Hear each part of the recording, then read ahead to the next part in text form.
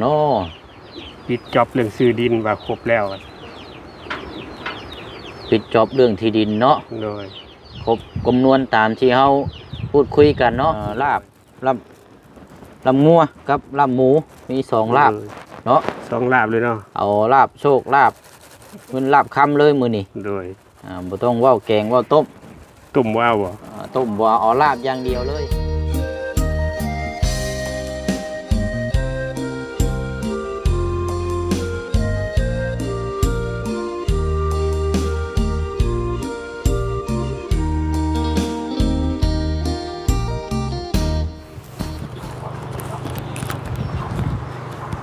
พี่น้องเนาะ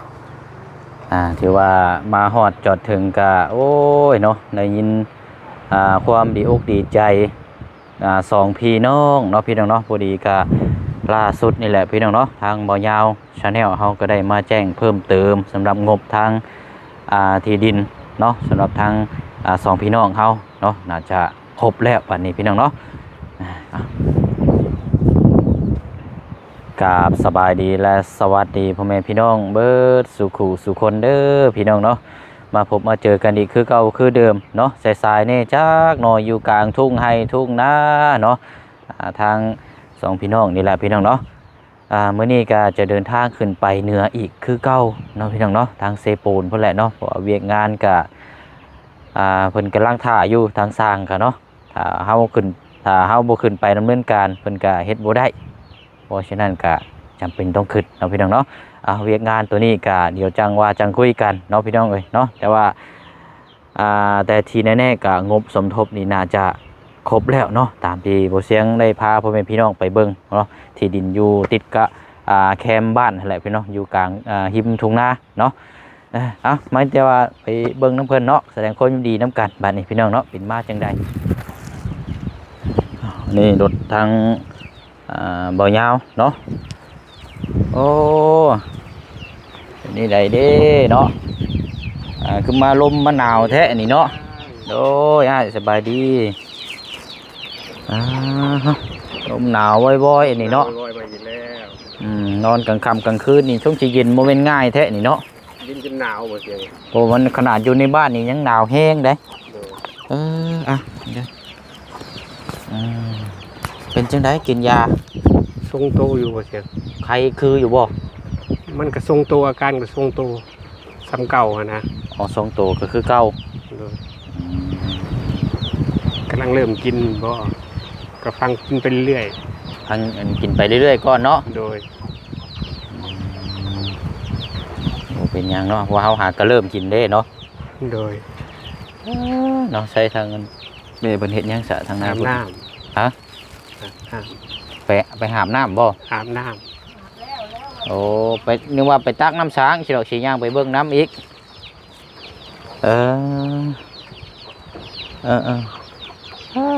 มาพี่ก่อนก็ได้ย่างมาพี่ก่อนก็ได้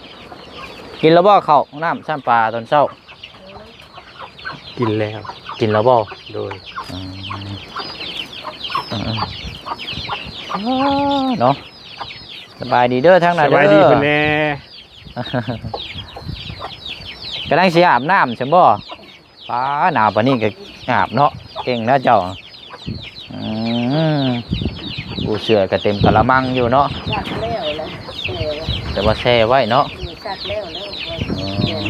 แช่น้ำยาปลาพนุ่มเนาะ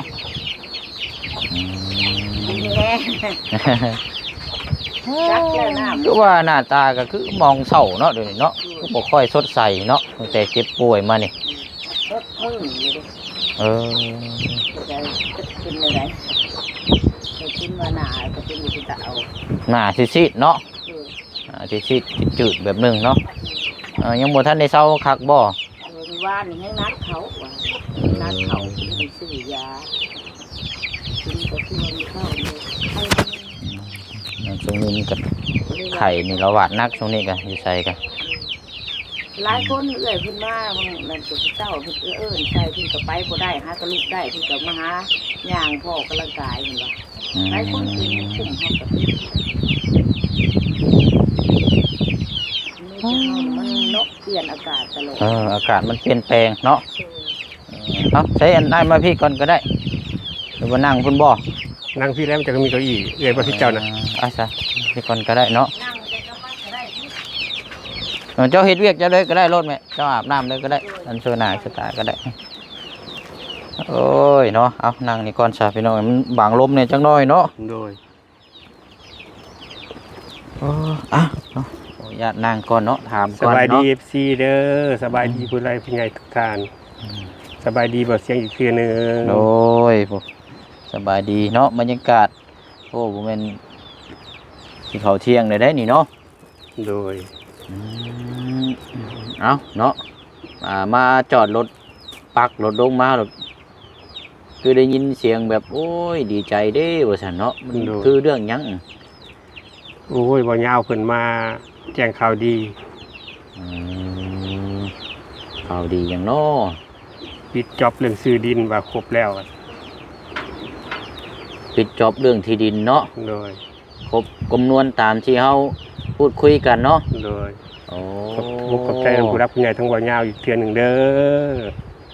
อืมเรียบร้อยแล้วซะเนาะบัดนี้ โดย เออเอาที่ทางเอามือเอาลงก้นก็ได้ไอ้เพราะมันสั้นอย่าว่าเจ้านะกันว่าเจ้านุ่มซิน่ะมันอยากสั้นเนาะ โดยเพราะว่าเฮาได้เก่งเด้ เขาเก่งเนาะอืม บนนุกมันก็สั่นนะบ่ยาวมันสั่นบ่เสียงบนนุกมันก็สั่น สั้นแบบนี้เนาะ โดย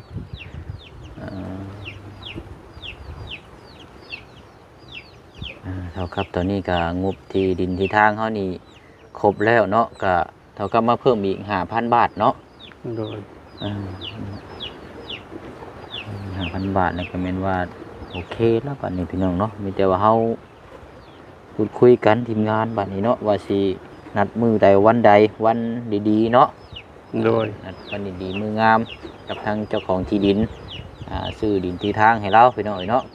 โดย อยู่หั่นแหละเนาะคักอยู่แล้วเฮาว่าเนาะ โดย เพราะว่าเฮาเบิ่งมุมไรก็ช่วงสิอยู่นี่ช่วงสิโอเค เอาแต่ทีมงานสายบุญเพิ่นว่าอยู่ใส่ก็อยู่ผู้ขาบ่ได้ว่าหยังดอกผู้ขาบ่ได้เลือกบ่ได้ติหยังเอาแต่เพิ่นจัดให้เพิ่นซื้อให้ กันว่ากันว่าไปอยู่หั่นก็มืดหรอกแนวสิเฮ็ดน่ะเนาะ โด เพ ย ราะว่าที่ดินที่ทางทั้งพอที่เพิ่นสิขายให้ก็ถ้าอยากปลูกอยากพังหยังต่างๆนี่เพิ่นก็พร้อมที่จะมอบให้ป โด ลูก ย เนาะ โดย แต่ว่าขยันบ่ยากพี่น้องเนาะว่าที่นี่ก็สูงแน่นอนเวลาคันน้ำใดลงมาแต่หม่องนองกันก็มันเคยท่วมอยู่บ่ดินจุดนั้น ผู้ขาก็บ่เคยเห็นจักเทื่อได้บ่เนี่ยบ่เสียง แต่ว่ามันสูงอยู่เนาะบ่น่าดอกเนาะ บ่น่าท่วมดอกนะ ว่ามันเป็น เพราะว่าคาถาท่วมมันก็ต้องมีทางน้ำเนาะ แม่น อันนี้เพิ่นทมมา10กว่าปีแล้วเพิ่นว่า อืมมันมีคลองอยู่เด้ที่เขาเจ้าเฮ็ดท่อเด้ท่อแล้วก็ถ้าว่าเฮาจะไปอยู่หั่นแล้วก็ทั้งเจ้าของที่ดินที่ทั้งพ่อเพิ่นสิขายให้นี่เพิ่นก็ว่าสิระลมแล้วก็ปรับไหมปรับหน้ามองทางอะเด้ โดย มองท่อมันยังเอาดินมาถมมันยังก็ให้มันดูดีเนี่ยจังน้อยบัดท่อแล้วก็เฮ็ดเดินไปตรงๆเด้อคือตอนนี้มันที่เฮาไปเห็นนั่นมันบ่มีพายุเด้ โดย มันก็อยากเปื่อยไปแน่เนาะ โดย ถ้าเพิ่นว่าถ้ามาอยู่แล้วก็จังว่าระลมกันแล้วก็จังปรับน้ำมองคลองให้มันดีขึ้นเพิ่นว่าให้ทางน้ำไหลไปตามเหตุคลอง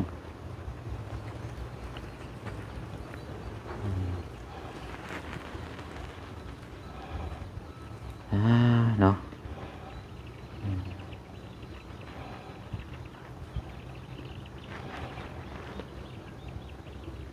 นอนก่อนยากเลยเมื่อคืนนี่เนาะอ้ายเนาะ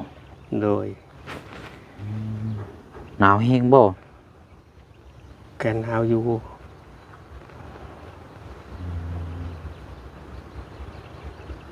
น้ำนี่แม่นอาบได้แต่ตอนแรงบ่ โดย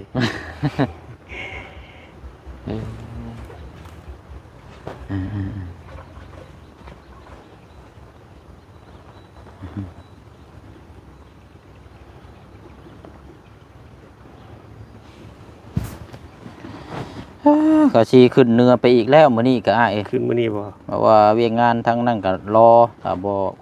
บ่ขึ้นไปมันงานมันก็บ่เดินสร้างเพิ่นก็รอเนาะ โดยคือน้องน้ำบ่ น้องน้ำน้ำแน่กับทางน้องปูนาก็เฮ็ดห้องน้ำ โดย เฮ็ดห้องน้ำน้ำ2เคสนั่นแหละแล้วก็มีหลายเคสน้ำอยู่ก็ไปเบิ่งน้ำกันนี่แต่ว่าใครดอกบัดนี้งบเฮามันพอแล้วเนาะตามที่คุยกันเลย โดย นี่แต่ว่ารอให้เฮาคุยกันตรงๆแล้วก็จังหามื้อหาวันก็แม่นนัดหมายกันครับในวงในบ้านเนาะ โดย ให้เพิ่นมาเซ็นประทับตาซื้อใบเอาใบซื้อขายสั่งคนต่างเซ็นก็แม่นว่าจบเนาะ โดย ว่าสิโยกย้ายไปมื้อใดแล้ววันใดก็จังติดตามเบิ่งนํกันเนาะ โดย ที่ดินที่ทางขึ้นอยู่กับชุมเจ้าจะสิคิดจังใดก็จังว่ากันเพราะว่าทางเฮาหรือว่าทางทีมงานนี่ก็คือเต็มที่หั่นแหละเนาะคือเข้ามาทุกเทื่อก็อยากให้ผ่านไปจุดนี้หั่นแหละพี่น้องเนาะอย่างน้อยก็ไปอยู่ในบ้านถึงจะบ่แม่นกลางในบ้านแต่ว่ามันก็ซ้ำในบ้านหั่นแหละเพราะว่ามันอยู่ โอ้สำหรับ เนาะ ดีใจแล้วบอกเลยดีใจแล้วผู้ขานดีใจแล้วได้เห็นฟูนเห็นไฟเห็นบ้านเห็นเมืองน้ำเพลินแล้วดีใจแล้วผู้ขาน ขับมาก็ยังเห็นกระเจ้าอยู่เฮือนอยู่ชานเนาะ โดย ย่างผ่านไปผ่านมาเนาะ โดยดีใจหลายเลยผมก็แต่ใช้บุญทุกทานใหญ่ใจบุญทุกทาน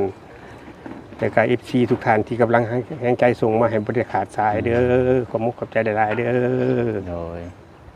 อีกทางหนึ่งก็ขอบคุณนะว่าเสียงหลายๆที่เป็นสะพานบุญให้จนมาถึงมือสำเร็จมือนี้กับผมยังมีมือชิ้นนิ้วนี่แหละขอบมุกขอบใจหลายๆเด้อว่าเสียงเด้อ ยังบ่ทันได้สำเร็จให้พุ่นละบัดหนึงจากเฮาจดอย่างเรียบร้อยพุ่นละมอบพุ่นละจังว่าสำเร็จเนาะ โดย อะไรก็ดีใจนำพี่น้องเนาะที่ผู้ใหญ่มองเห็นหลายท่านหลายเบิ่งน้ำกันเนาะสมทบช่วยกัน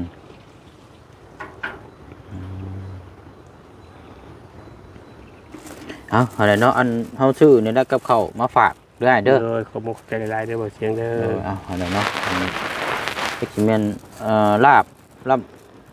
ลำงัวกับลาบหมูมี2ลาบเนาะ สองลาบเลยเนาะ เอาลาบโชคลาบมันลาบคำเลยมื้อนี้ โดย บ่ต้องเว้าแกงเว้าต้ม ตุ่มว้าวบ่ ต้มบ่เอาลาบอย่างเดียวเลย เน้นที่เนื้อบ่เน้นตอน เนื้ออย่างเดียวเลยได้บ่เอาตอนแล้วก็บ่เอาน้ำอีก เอาเนื้อสดๆเลยเนาะลาบสดๆเลยจังมีโชคมีลาบเนาะ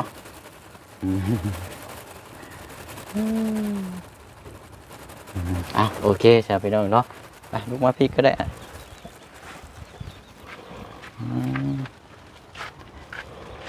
ทางหัวยาวพี่น้องเนาะไหนเด้เนาะทางหัวยาว เด้อบ่เสียงเด้อ กับเขาน่าชื่อลาบจากแล้วเอาโชคเอาลาบมาให้แบบกระเม็นถุงลาบนี่แล้วข่อยกัน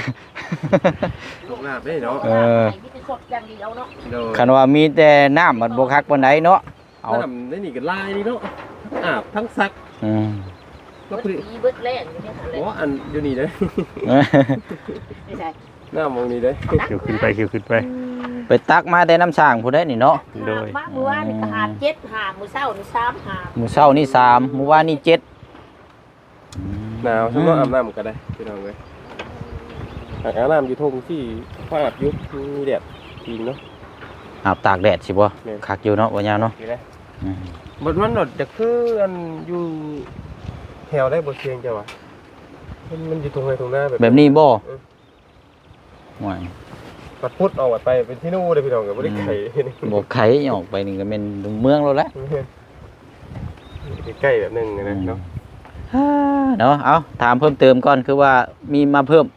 เป็นจังไดเนาะ โอ้จะซื้อลาบมาให้ เนาะเอาโอเคจะเล่าให้ฟัง พอเสียงซื้อลาบมาให้กับพอดีได้ลาบโชคหล่นทับเราพี่น้องเรามาเนี่ย ถูกเนาะ คือว่างบตามที่อันแจ้งมาเมื่อวานนี่เนาะ โดย ว่ามีอยู่35,000บ่ 35,000 แต่ทั้งข่อยมาปิดจ็อบให้แล้วว่าซั่นถือว่าครบว่ามือใดที่ได้ซื้อนี่ก็ เบิ่งตัวจริงนำกันอีกเนาะว่าต้องนัดหมายต้องในบ้านก็ต้องให้พร้อมตัวนี้นี่เนาะ แม่น ต้องใจเย็นๆบัดนี้ใครอยู่ดอกเฮางบเฮามาฮอดเลยเพราะว่าที่ผ่านมาก็พี่น้องก็อยากรุ่นให้มีที่ทางนั่นแหละหลักๆเลยก็อันนี้ก็ถือว่าประสบไปความสำเร็จไปอีกขั้นตอนหนึง ๆอีกก้าวหนึงแล้วเนาะ อีกก้าวหนึ่ง แต่ว่าเพิ่นกับพี่แต่ว่าเพิ่นบ่เปลี่ยนใจที่เนาะ อัน บ่เปลี่ยนเถอะ ผู้เจ้าของที่ดินบ่นะมื้อนั้นเราเว้ากับข่อยก็คักอยู่ได้ เพราะว่าคันว่ามันก็แค่อีกเอื้อมมือหนึงเนาะคือเว้าแล้วมื้อนั้นเราก็ว่าได้พร้อมมือใดก็จังมาคุยกันนะแม่นพร้อมเพราะว่าพ่อก็ตั้งสิแวงให้เราอะ เพราะว่าต่างซอยว่าซั่นเนาะ ต่างซอยได้แท้จริงแล้วเราบ่ได้อยากขายได้ที่หั่นน่ะเราบ่ได้คันสิว่าก็ มันเป็นตอนบ่ โดยเพิ่นอยากขายบ่เป็นตอนเอาง่ายๆซะเพิ่นก็บ่ได้พอซีเรียสปานใดหันนะในการเงินการหยังเพิ่นก็พออยู่พอกิน แต่ว่าเพิ่นมองเห็นนี่คือย้ายไปย้ายมาเพิ่นว่าน่ะย้ายมาย้ายไปคนฮู้จักกันแน่ผู้ใหญ่พี่ โดย ต่างซอยหรือว่าน้ำกันนั่นแหละเพิ่นว่าต่างแบ่งให้เพิ่นว่า 40,000ที่นี่ก็ งามบ่ งามบ่ยาวเว้ย ถ้าว่าสิไปเบิ่งอยู่นี่ว่าสิให้แม่รับ ได้ไปเบิ่งก็ได้งาม ไปนํกันบ่หรือว่าจะเบิ่งเลย บ่ค่อยเบิ่งแล้วอย่าละไม่เดียวเจ้าก็เอาไปอัปเดตให้พ่อแม่พี่น้องกันให้ทางแม่เพิ่นชี้แจงนำกันอีกทีนึงว่าอยู่โซนใดมุมใดเจใดที่ทางเพิ่นจะแบ่งให้แต่ทางหน้ามันจะเป็นคลองแต่ถ้าไปอยู่ตัวจริงแล้วก็จังพากันอารมณ์แล้วก็พากันปรับเอาอีกนิดนึงมันก็บ่ได้เพราะว่านั่นเนาะมาอยู่ ไอ้คือว่าขึ้นเหนือบ่มื้อนี้ แม่นค่อยสิขึ้นเด้อนี่ทางน้องปูนาก็โทรมาอยู่ อ๋อ เรื่องของน้ำนั่นแหละ ขึ้นเหนืออีกแล้วเนาะยังอยู่ข่อยยังอยู่ ไปก็มาหลายมื้อเลย ตายแล้วจ้ะเนาะ หลายแล้วตั้งแต่มาแต่งานดองมันผัว แต่ 6 มื้อเลย ตั้งแต่ก่อนอีกเนาะ ก่อนอีก ก่อน ได้ เป็นเพื่อนน้องแพนอีกทีหลังเลยหลายมื้อแล้วบ่ แม่ เที่ยง น ข่อยหาที่2มื้อนี้นะนั่นแหละคุณเงินเดือน YouTube ออกก่อนบ่เที่ยงเลยจะเดินทางอีกเนาะ ก็ได้เติมน้ำมันค่าอยู่ค่ากินเนาะ ค่าห้องนี่นะ ค่าห้องค่าเช่า เราขึ้นไปแต่ละรอบเรากับโบแม่นน้อยๆได้เนาะการใช้จ่ายเราต้องใช้เงินจนโต มื้อหนึงนี่150,000เนาะอันนี้คือ150,000นี่คือเฉพาะที่ห้องบ่เต็มนะถ้าห้องเต็มนี่200,000 200,000 แล้วก็250,000 เพิ่มไปอีก ถ้าเจ้าดวงบ่ดีนะพี่น้องเอ้ยเนาะ ว่ากันไปอีกติ แม่นมีแต่ว่าดีใจน้ำทั้งอาดเนาะ แม่นแหละเนาะ โดยว่ามื้อใดก็เบิ่งตัวจริงน้ำกันอีกเนาะ แม่นพูดคุยกับ อืม ทางทีมงานนี่แหละ ขโมยเขาแต่หลายเด้อบ่ยาวเด้อ โดย ขโมยเขาแต่หลายเด้อบ่เสียง โด เด้อย โดย ถ้าใครว่าคือสิบ่เกินบ่เสียงกลับมาจากเซโปนข่อยกลับมาจากเซโปนแล้วก็บ่เตียงกลับมาจากปักซองเนาะ ปักเซ่แล้วว่า ปักซองเลนนาวแล้วว่า ต้องไปปักซองบ่ใช่ เอาบาโรงพยาบาลอังเมฆกูเด้ ปักซองเดนนาวบ่อืมน่าจะแม่นเนาะพอดีแล้วกลับขึ้นมาอีกเนาะว่าขึ้นไปกับทางเบิ่งเวียงงานนั่นแหละขึ้นเหนือรอบนี้ก็คือกันคือนะ ว่างานอยู่เนี่ยเขาก็ยังอยู่เนาะ ไอ้ดอกบัดนี้เฮาถือว่าได้งบตัวนี้แล้วเนาะเพิ่มเติมงบเรื่องเรือนเรื่องซ่านหรือว่าจังไดก็ยังจังว่ากันอีกเนาะเพิ่มเติมก็จังว่ากันแต่ว่าขั้นตอนนี้นะเฮาถือว่าโอเคแล้วเนาะตามที่พูดคุยนํกันที่จบแล้ว ว่าก็ต้องไปมุกกระตุกไปแล้วอยู่ได้นี่แม่น กด บ่ โอ้ปุกกระตุกหรือว่าเฮ็ดยังไดก็ต้องเบิ่งนํกันระยะอีกนึงเด้ เรื่องตูบก็ว่าเรื่องตูบเรื่องหยังมันก็ต้องใช้ไม้ใช้หยังเนาะมันบ่แม่นสิว่าอันนี้เด้ต้องเอาแนวดีๆนั่นจังน้อยเพราะว่าเราต่อไปเราก็สิได้อยู่กันตลอดเลยเด้บ่แม่นว่าสิได้ย้ายไปคือปัจจุบันในตอนนี้เด้บาดนี้อยู่เป็นหลักเป็นแรงเลยเด้บาดนี้บ่ได้หอบพุ่นหอบพี่นะหอบไปหอบมาหอบเสื้อหอบมอนนั่นแหละเนาะคือเพิ่นว่านั่นแหละเอาทางบ่ยาวสิให้ทางแม่เพิ่นออกไปนี่เนาะ โดย เบิ่งน้ำกันเนาะอันนั้นเบิ่งตัวจริงน้ำกันแล้วหลายคู่หลายคนพิจารณาเบิ่งน้ำกันแต่สำหรับทั้งบ่เชียงนี่ว่าพักแล้วงาม จะ ที ไปเบิ่งนั่นแหละเนาะ งามดี อัปเดตให้อันแม่ป้าแล้วเบิ่งน้ำมาทีทางเป็นได้นะผู้เป็นซอยนั่นแหละ แม่นั่นแหละ เป็นตะเคียนเนาะ ฟังดู อย่าตัดคลิปนะ อันแล้วสามีแต่ว่าสิได้เดินทางก่อนบัดนี้เนาะ ไปแล้วบ่ โดย ออกเลยได้ว่าสิออกไปอันนี้แหละมีแนวเซอร์ไพรส์อยู่ทางพี่น้องชาวเหนือเฮาก็ อืม สิแก้ขึ้นแต่พี่ได้ขึ้นไปเลย แน่ข่อยก็สิ ก็ไปซื้อเครื่องของแน่เด็กๆน้อยๆหั่นแหละ แม่เนาะแน่พาไปเนาะ ตามกันไปเนาะเอายินดีนำไว้ตรงหน้าเด้อเด้อ โดย เดี๋ยวจังว่าจังคุยน้ำกันเนาะซื้อ โดย ที่ดินที่ทางนัดหมายทั้งในวงในบ้าน โดย จะบีเนาะมือดีมืองามว่ากันบัดนี้พี่น้อยปิดจอบแล้วเนาะ โดย เลยเอา จับเลยดีใจนะ เดินทางปลอดภัยเด้อบ่เสียงเด้อ เอาเนาะ สวัสดี อยู่ดีไม่แห้งพี่น้อยเนาะไปเนาะนั่นแหละกินข้าวกินน้ำก่อนก็ได้อ้ายเด้อเอาเนาะสิบ่ได้ย้ายพูดย้ายพี่ละวันนี้พี่น้อยที่ดินที่ทางเฮาครบครบจบแล้วเนาะปิดจอบแล้วครบจำนวนตามที่พูดคุยกันไว้เนาะพี่น้องเนาะทางบ่ยาวมาแจ้งเพิ่มเติมเรียบร้อยแล้วพี่น้อยเนาะมีแต่ว่าเรามือเราวันหาวันเวลามือดีมืองามจังนัดหมายทางในบ้านแล้วก็ทางเจ้าของเพิ่นนี่แหละพี่น้อยเนาะตามตากันแม่นจบบัดนี้พี่น้องเนาะมีหยังถือจังว่ากันเนาะเอาคลิปนี้เนาะทางบ่เสียงขอตัวเดินทางก่อนเนาะพบพ่อกันพี่น้องจะอัปเดตไปได้ขึ้นไปเรื่อยๆเนาะทางน้องบุญทวีชัยน้ำแน่เราไปเรื่อยๆเนาะพี่น้องจะกี่ฮอดจะบุงแหละเนาะอัปเดตเวียงงานนำพี่น้องติดตามไปนํกันอีกคือเก่าเนาะเอาคลิปนี้ลาไปก่อนขอบมุกขอบใจขอบบุญขอบคุณพี่น้องหลายๆเด้อเนาะอยู่ดีไม่แห้งอยู่เย็นเป็นชุกกายชุกใจเด้อพี่น้องเด้อทางผู้ให้แล้วก็ทางผู้รับแล้วก็ทางผู้เบิ่งผู้แยงผู้แวงผู้ปันเบิดสุขสุคนเนาะบ๊ายบายเด้อสบายดี